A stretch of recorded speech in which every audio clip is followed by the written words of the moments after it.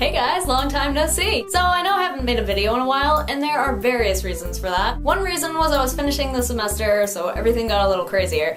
And the other, bigger reason was that my internet would not hold connection for more than like maybe 2 minutes. Basically, the 45 minutes that I needed to be connected to the internet to upload a video was not possible at all. But enough about that, that is not what this video is going to be about. So recently, I noticed that Resident Evil 6 was only $10 at GameStop, so I of course ran over there to pick myself up a copy as I had not yet played the game. I've pretty much been obsessed with it for the past 2 weeks, which is crazy considering how long it took me to actually buy the game. The thing was, originally back when it came out, I wanted to buy it. I was like, yes, Leon S. Kennedy is my favorite character and I want to play a game with him in it again. However, at the time, I did not have $60 to just throw at a game, so after doing some research, I didn't hear such great things about it. So the negative reviews kind of warded me off and I haven't gotten it until now. But the entire cast of characters is wonderful and the game actually stands up really well on its own. The shooting aspect of it definitely feels really fluid. It kind of reminds me of Gears of War a little bit, but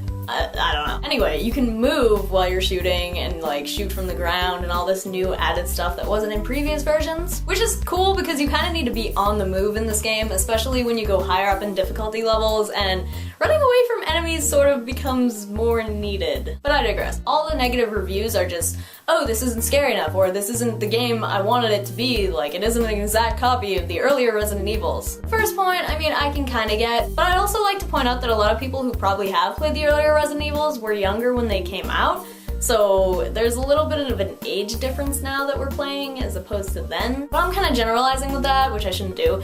But like I said, I get their point that it's maybe not as scary as it should be, but that doesn't mean it's a bad game. The second thing was that it was more shooter, less survival horror. Now, I don't pretend to know why Capcom made that decision, but I think it has something to do with now the shooters are really getting popular, so it kind of sells. And of course, as a developer, you want to sell your games, right? Especially seeing as I believe that Resident Evil is Capcom's highest selling game franchise, which means they want to make it as accessible to people as possible. Now personally, I like shooters. I really do, and I don't care if there's a lot of them out there. If they're well done, then they're worth playing and they're fabulous. You have a fun time, you feel like a badass when you freaking headshot something. So, I had a good time. I can understand why people would rather have survival horror than shooter though, seeing as the game did really start out like that, and there's less of those on the market than there are a lot of shooters. Like, the market is literally saturated with so many shooters right now because they're so popular, but it sells.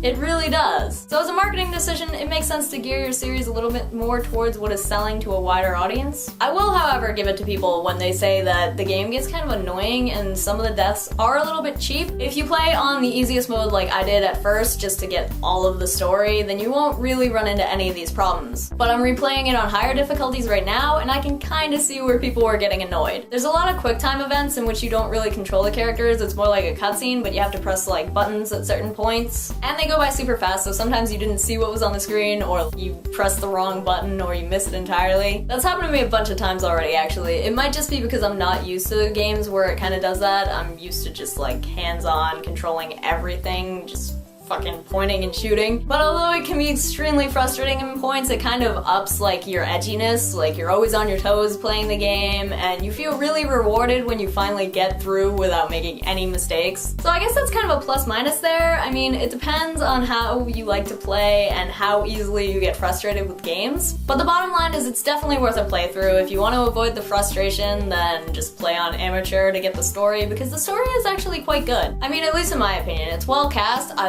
love the list of characters they have in this. The new people they added are fantastic. Jake Mueller, love him. Helena Harper, less so, but she's still an interesting character, and I mean, what else do you need? Then there's Piers Niven, who is fantastic, and I actually like him more than Chris Redfield. I don't know what it is about Chris, he just, there's something that bothers me about him. I like him more now in Resident Evil 6 than I did in 5, but I don't know what it is. The returning characters, of course, are a fantastic group.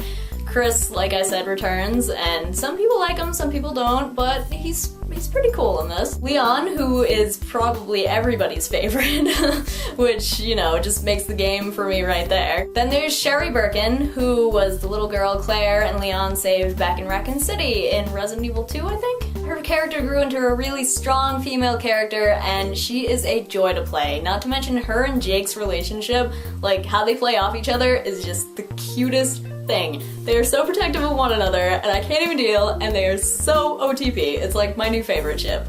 Right there. There's also Ada Wong, who makes a return as two characters. I will let you play and find out what the hell that is about. But as always, Ada is fantastic. She's so like oddly helpful for a sort of villain character, but she's not, I don't know. She's an anti-hero is probably the better term for that. But you know, she's badass as always, get them skills, and she's just cool. I will say that the only downside to this game is that it doesn't really have a conclusive ending. I mean, each character has their own separate endings, and Jake and Sherry's kind of has the final ending. But if you're looking for a cutscene that really shows what happens after all of their campaigns, it doesn't really happen. I would like to see Capcom announce Resident Evil 7 because that would be fantastic, and maybe they can continue the adventure there. I don't know. I honestly would love to see this cast of characters return because they're fabulous. Along with maybe some more characters like Jill, Claire, or Sheva. If any of you have played the game series, what would you like to see from Resident Evil 7, plot-wise, character returning-wise? Sound off in the comments below. And I know this was kind of a rant, mishmash reviews type thing. I'm sorry for that. I just wanted to get a video up to let you guys know I am still here. Either tomorrow or the day after, I'm going to have a review up for X-Men Days of Future Past, which I went to see last weekend, so look forward to that. And I hope everyone has been doing well. Thank you to those of you who have stuck with me. I know I kind of just went AWOL out of nowhere. I'm sorry for that.